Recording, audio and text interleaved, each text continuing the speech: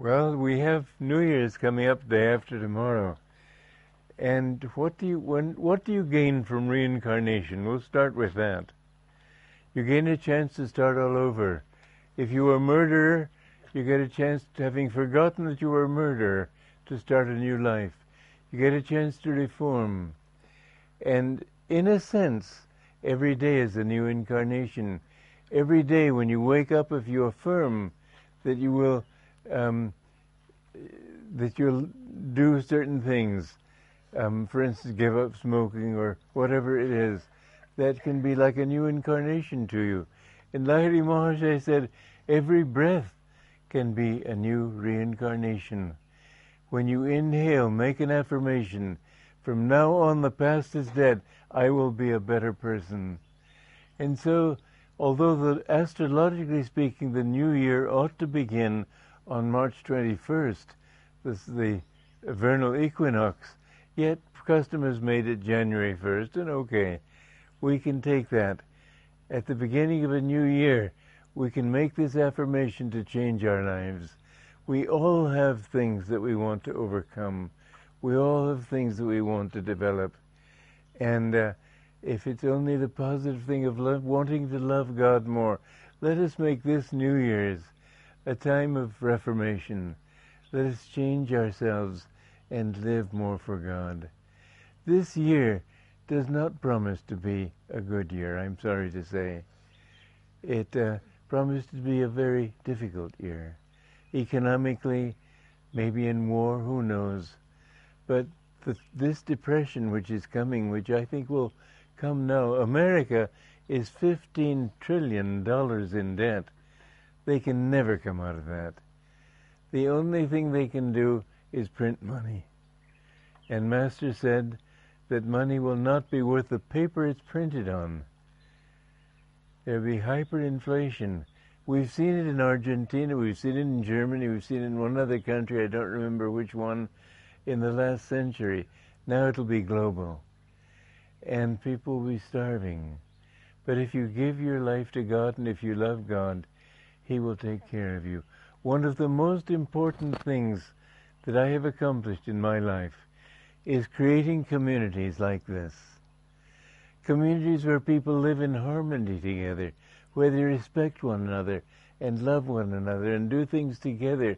Master used to say, if you live in a town of 1,000 people, a village of 1,000 people, and you work competitively, each man has 999 enemies. If you work cooperatively, each one has 999 friends. We have shown by our communities, we have about 1,000 people living in these communities around the world, and we have shown that it is a way of life. Many members have said to me, and I myself say, thank God for Ananda. It's a way of life where you feel that you've got friends with you, and together we can do things which we cannot do if we do it only alone. Many hands make a miracle.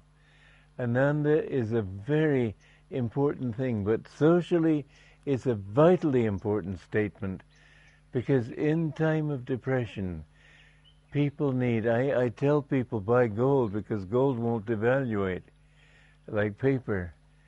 But money is even, land is even more important. You can't eat gold. You can't eat the food that you grow on land. I beg you all to keep this thought in mind, because it's very vitally important, and you will see it coming in the years, in the months to come. There will be great need for communities like this, and one community in India can offer an example to communities all over the country. I would love to see villages spring up in India where people live together and live for God, and make them ashrams like the old ashrams of the Vedic times, when people were not necessarily renunciates. They may have been married, they may have children, but they lived for God. And if you have villages like that, it can change the whole face of India. The reason for this depression is greed. People think in terms of what they can get, not in terms of what they can give. And if you have a few people happy and secure because they give, they don't take, you will change the whole consciousness of this country.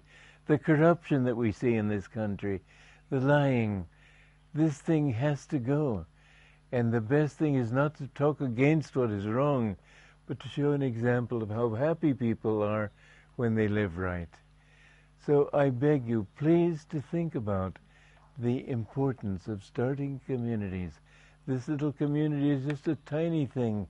I hope in years to come we can buy this whole valley. But I hope that this will be a beginning for communities all over the country. Please be a part of this movement. It will help you more than you can imagine. And it will help the country, and it will help the world.